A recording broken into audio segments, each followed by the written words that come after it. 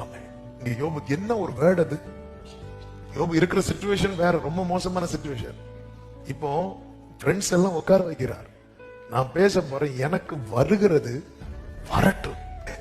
நான் பேச போகிறேன், வருகிறது வரட்டும்.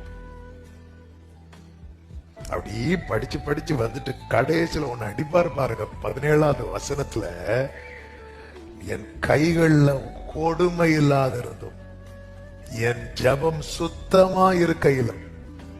என்னது அர்த்தம்? நான் பரிசுத்தமா வாழ்ந்து என்னத்துக்கு?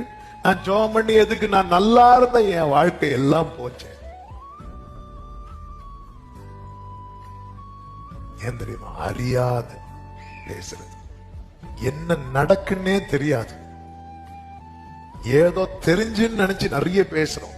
ஒன்னா கர்த்தர் கேட்கதா யோபு, அப்பா பொத்தி கொள்ளுகிறேன், நான் தெரியாம பேசிட்டேன். ஆமென். மல்கியாவுல கர்த்தர் சொல்றார், உங்க வார்த்தையினால என்ன காயப்படுத்தலைங்க, உங்க பேச்சு கடினமா இருக்கு. பல நேரத்துல நம்ம அப்படிதான். நான் நல்லாதான் இருந்தேன், ஆண்டவருக்குள்ள வர்றதுக்கு முன்னாடி நல்லாதான் இருந்தேன், நாங்க ரொம்ப நல்லா இருந்தோம். எப்போ இந்த பைபிளை எடுத்தோமோ பேசுறோம்ல, நான் என்னைக்கு ஜெபிக்க தொடங்குறேனோ, என்னைக்கு இந்த பாவ வாழ்க்கை வேண்டாம், பழைய ஃப்ரெண்ட்ஸ் வேண்டாம், இந்த இதெல்லாம் வேண்டாம், நான் என்னைக்கு பரிசுத்தமா வாழணும்னு நினைக்கிறேனோ அன்னைக்கு எனக்கு பிரச்சனை.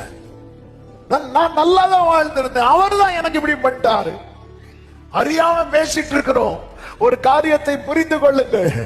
ஆமே, நம்மை குறித்த தேவனுடைய நினைவுகள்ல 1% தீமை கிடையாது.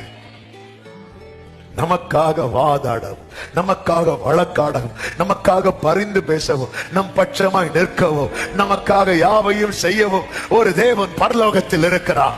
அத்தனை நண்பர்கள் யோபு மேல குற்றத்தை வைக்கும் போது, ஏன் கட்டின மனைவி கூட யோபுவின் மேல விரல் நீட்டும் போது, அவர் மட்டும் என் தாசன் என்று விட்டு கொடுக்காமல் தாங்கி வந்ததும் அல்லாமல், அவருடைய முன்னிலைமையை பார்க்கலாம், அவருடைய பின்னிலைமை ஆசீர்வாதமாய் இருக்க வேண்டும் என்பதற்காக அவன் சிறையிருப்பை திருப்பி சத்துருவுக்கு வெட்கத்தை ஒடுத்து வைத்து, யார் கேள்வி எழுப்பினார்களோ அவர்களுடைய வாழ்வுக்காக இவனை செபிக்க வைத்து, தோரி அறியாம இன்னைக்கு நடக்கிற சில சூழ்நிலையை வச்சு நம்ம எதுவும் பேசக்கூடாது.